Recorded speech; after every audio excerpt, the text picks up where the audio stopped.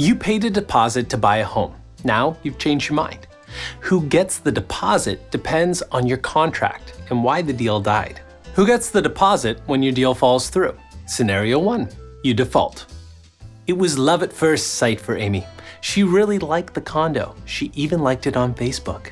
The California suite was perfect for her and her Shepherd Cross handsome. She put in an offer to purchase the condo, which was accepted by the seller. That weekend, Amy met a good friend for drinks, and her friend was selling her home as well. She offered Amy a tour of the 2-bedroom condo with its postage stamp yard. It was love at first sight once again. Handsome could play out back, and Amy could store her water skis and windsurfing board in the spare room. She quickly backed out of the condo deal. You can imagine the seller's dilemma. After all, Amy knew Handsome needed exercise. Why offer to buy his condo in the first place? Amy was lucky, however. The seller consented to give her back her $5,000 deposit. You see, he didn't have to. You could lose your deposit altogether if you do default.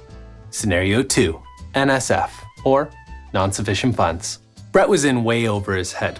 Although he craved the City View condo and jumped in right away with a great offer, his lender was less than enthused. Brett even changed lenders. Nothing helped. He just couldn't get financing. It was probably that low credit score from going bankrupt a few years back. Only the subject to financing condition in his offer saved his deposit. The fact is, getting your deposit back when financing falls through depends on both you and the seller agreeing. Even with that clause, the seller could take you to court. Practically most don't, though. It's just not worth it.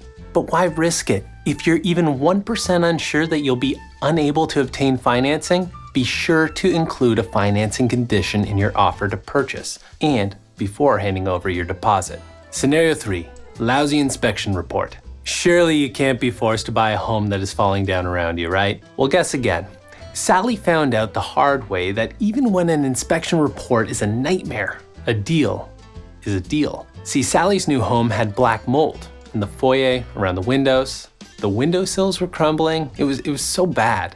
Sally had signed an agreement to purchase without any condition to ensure a satisfactory home inspection. Short of going to court, Sally had to rely on the seller to refund her deposit, and this time, he didn't. He promised to repair the mold himself, and well, who knows how that's going to turn out. Getting out of the deal when you have a poor home inspection still requires the buyer's and the seller's consent, unless you want to go to court. On the upside, courts follow what the contract says, and if you have included a home inspection clause allowing you to walk away from the purchase if a home inspection is not satisfactory to you, the court will typically side with you and ensure that your deposit is returned. Scenario 4. No deposit, no deal. Frank had been there before. He was a pro at making deals. Unfortunately for sellers, Frank's pranks were a waste of time. You see, Frank never paid deposits. Doing business with him was a real nail-biter. Would he even buy the home or elope with another buyer? Frank met his match when a smart seller called his bluff. Instead of closing the deal, she sold her home to another buyer. How could that be? Well, because paying the deposit was an essential term in the contract. Without it, the seller was free to sell her home to whomever she chose. Frank never really did read the fine print. Ruefully, he discovered paying the deposit on time is a very big deal. Scenario 5. No fault insurance. Jack and Jill had every intent to make a deal until a drunk driver crashed into the living room wall. Now, Jill doesn't want the headache of fixing it, and Jack can collect the home insurance. They mutually agreed to back away.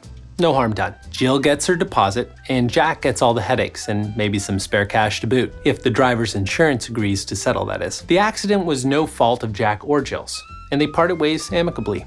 By now, you can see real estate deals are not as simple as they seem. Some quick takeaways: your deposit is only safe if the sale goes through. If not, both of you must agree to walk away. You can go to court.